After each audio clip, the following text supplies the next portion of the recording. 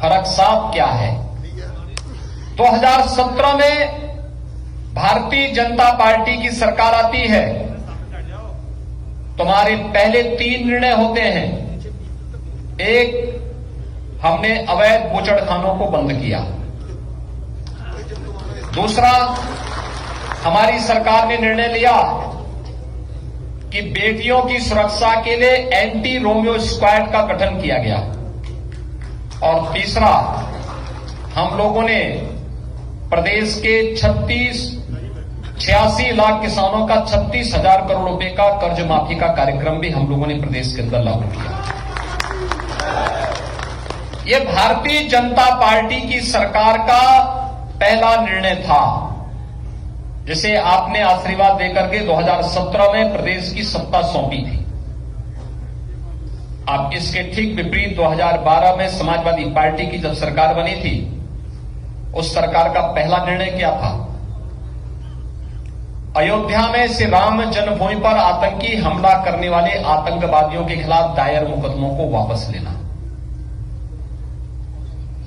भाइयों बहनों, जब आदत किसी की बुरी हो जाती है ना, वो तो जल्दी सुधरती नहीं है। समाजवादी पार्टी की वो आदत जो 12 में थी, वही 22 में भी है। 10 साल के बाद भी सुधरेगी नहीं। उन्होंने तो जैसे संकल्प ही ले लिया है कि हम कभी नहीं सुधरेंगे। और उनकी प्रत्याशियों की सूची आप देख सकते हैं। कैराना से लेकर के बुलंदशहर, स्याना और लोनी तक जो एक फहरिस्त है प्रत्याशियों की, ये वही लोग हैं जो कैराना के पलायन के लिए जिम्मेदार रहे हैं, मुजफ्फरनगर के दंगों के लिए जिम्मेदार रहे हैं, बुलंदशहर के उपद्रव के लिए जिम्मेदार रहे हैं, प्रदेश की कानून व्यवस्था को धता बता करके सत्ता की धौंस जमा करके व्यापारियों की संपत्तियों पर, गरीबों की संपत्ति पर, सार्वजनिक संपत्तियों पर कब्जा करते थे। लेकिन 2017 के बाद आपने देखा होगा, जिस प्रदेश में 12 से 17 के बीच में हर तीसरे दिन एक दंगा होता था। क्या कोसीकला का दंगा, क्या मुजफ्फरनगर का दंगा, क्या बुलंदशहर का उपद्रव, क्या मेरठ के दंगे, सब जगह दंगे दंगे यही होते थे। उसी प्रदेश में 5 सालों में koई दंगा नहीं हुआ, क्योंकि दंगाइयों को मालूम है दंगा करेंगे, अगले दिन उनका पोस्टर किसी चौराहे पर चिपक जाएगा। और फिर तीसरे दिन उनके घर में नोटिस पहुंच जाएगी। आपने देखा होगा ना, इसी बुलंदशहर में सीए के दौरान जिन लोगों ने कुछ आगजनी करने का प्रयास किया और जब नोटिस पहुंची तो उसके बाद कहने लगे घर की कुड़की अब मत करिए, बकस लीजिए, हमें पैसा जमा करना है।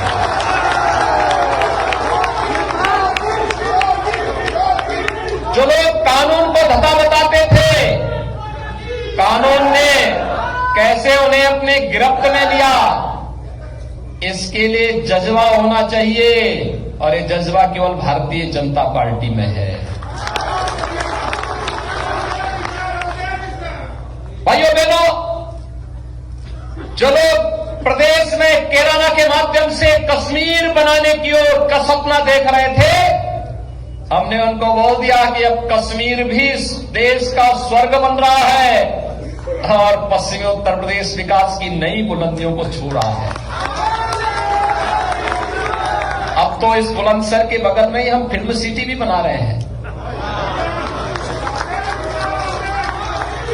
अब तो एशिया का सबसे बड़ा एयरपोर्ट भी इसी के बगल में बन रहा है, 1 घंटे की दूरी में।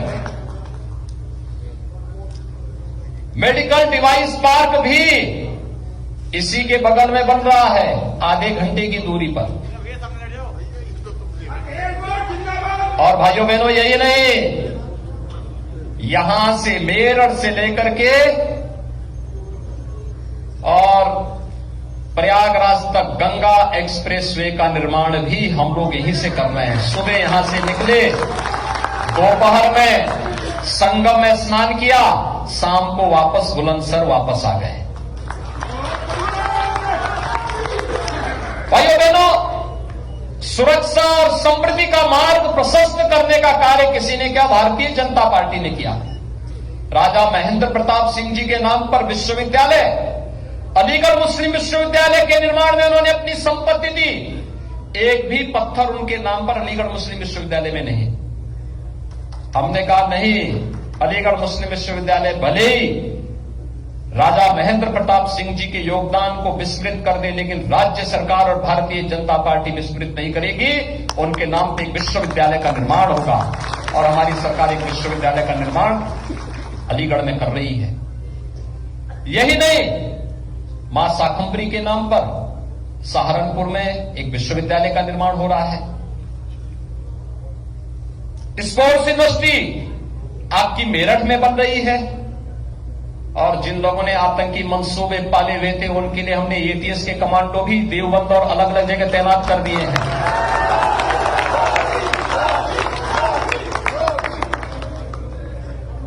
सुरक्षा और समृद्धि के साथ कोई समझौता नहीं। और गरीबों के कल्याण के लिए भाइयों बहनों, पहले मुख्यमंत्री बनते थे, मंत्री बनते थे, क्या करते थे? अपना बंगला बनाते थे। गरीबों का मकान नहीं बनता था। यानी उनके लिए अपनी समृद्धि सामाजिक न्याय था, अपने लिए, अपने बेटे के लिए, अपने परिवार के लिए। उनके लिए उनका परिवार ही प्रदेश था और हमारे लिए प्रदेश की 25 करोड़ की आबादी ही हमारा परिवार है। यही फर्क है। उन्होंने अपने मकान बनाए, अपने बंगले बनाए। हमने 43 लाख गरीबों को एक एक आवास उपलब्ध करवाया। उन्होंने एक भी गरीब को स्वच्छ भारत मिशन के साथ जोड़ने का कार्य नहीं किया। हमारी सरकार ने 2 करोड़ 61 लाख गरीबों के घर में एक एक शौचालय पहुंचाने का काम किया। उन्होंने उत्तर प्रदेश को अंधेरे में रखा। आज भले ही कितनी बड़ी बड़ी घोषणाएं करें कि हम फ्री में बिजली देंगे, ये करेंगे, जब बिजली ही नहीं देते थे तो फ्री कहां से करोगे जी? वो तो बिजली ही नहीं देते थे। उनके यहां तो अंधेरा ही अंधेरा था और बाकी जो बचा था वो दंगा फसाद पूरा कर देता था, कर्फ्यू पूरा कर देता था। आपने देखा होगा, हमने तो दूसरी लहर के दौरान भी बंद नहीं किया। कर्फ्यू की बात तो दूर है, जब कोरोना हमारे कार्य को, हमारी दिनचर्या को बाधित नहीं कर सकती है तो कोई दंगाई क्या करेगा? और इसलिए भाइयों बहनों, गरीब कल्याण का कार्यक्रम हो या इंफ्रास्ट्रक्चर डेवलपमेंट की बड़े बड़े प्रोजेक्ट, ये भारतीय जनता पार्टी ने दिए। सुरक्षा का बेहतरीन वातावरण भारतीय जनता पार्टी ने दिया।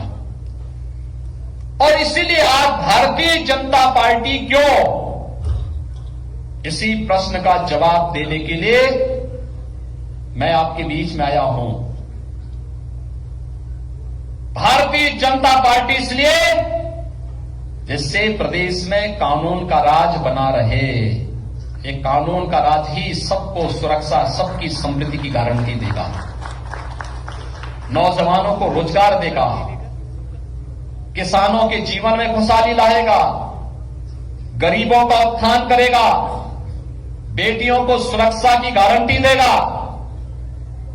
कानून का राज हो, हिस्ट्री सीटर थाना न संचालित करे, अपराधी सरकार का संरक्षण न पाने पाए, भ्रष्टाचार पर प्रभावी अंकुश बना रहे और माफियाओं के खिलाफ बुलडोजर भी चलता रहे। दंगाइयों को सख्त सजा दी जा सके, तुष्टीकरण की राजनीति सदैव के लिए बंद हो सके, सरकारी भर्ती में पूरी पारदर्शिता भी बनी रहे, गरीबों को किसी के सामने हाथ न फैलाना पड़े, बिजली बिना भेदभाव के निर्बाध 24 घंटे हर एक नागरिक को प्राप्त हो सके। एक्सप्रेसवे जीवन की रफ्तार को निरंतर बढ़ाती रहे।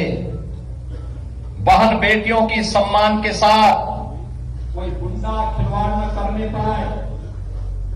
आगे भी इंसेफ्लाइटिस और कोरोना प्रबंधन का कार्य इसी प्रकार से चलता रहे। किसानों को उनकी उपज का पूरा दाम और सम्मान मिल सके। हर जिले में मेडिकल कॉलेज भी बन सके और उद्योग धंधे विकसित हो सके। रोजगार सबको अपने घर के पास मिल सके।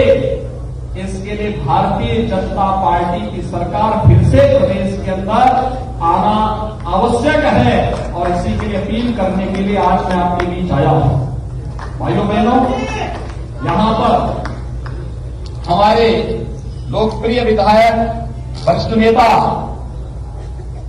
स्वर्गीय वीरेंद्र सिंह सिरोही जी और हमारे अन्य जनप्रतिनिधियों ने मेडिकल कॉलेज की मांग की थी।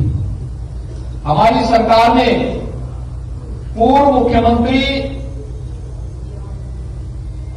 स्वर्गीय कल्याण सिंह जी के नाम पर एक मेडिकल कॉलेज के निर्माण का कार्यक्रम इसी बुलंदशहर में प्रारंभ कर दिया और हर जिले में मेडिकल कॉलेज खुले। इस दृष्टि से सरकार इस अभियान के साथ जुड़ रही है।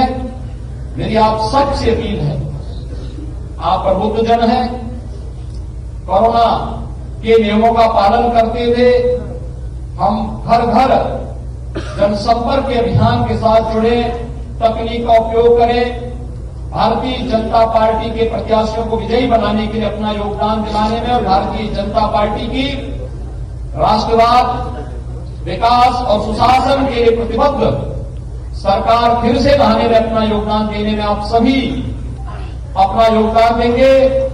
इस दृष्टि से जनपद बुलंदशहर के अंदर, बुलंदशहर में श्री प्रदीप चौधरी, सियाना में श्री देवेंद्र सिंह लोधी, अनूप शहर में श्री संजय शर्मा, भिवाई में श्री सीपी सिंह, शिकारपुर में श्री अनिल शर्मा, खुर्जापुर सुरक्षित में श्रीमती मीनाक्षी सिंह और सिकंदराबाद में श्री लक्ष्मी राज सिंह भारतीय जनता पार्टी के प्रत्याशी के रूप में इस चुनावी समर में उतरे हैं। आप सबके आशीर्वाद की अपेक्षा करते हुए जन जन को भारतीय जनता पार्टी के राष्ट्रवाद और विकास के इस अभियान के साथ जुड़ने में आप सभी लोग अपना योगदान देंगे। इस विश्वास के साथ मैं एक बार फिर से आप सबके प्रति हृदय से अभिनंदन व्यक्त करता हूं। धन्यवाद। जय हिंद। भारत माता की जय।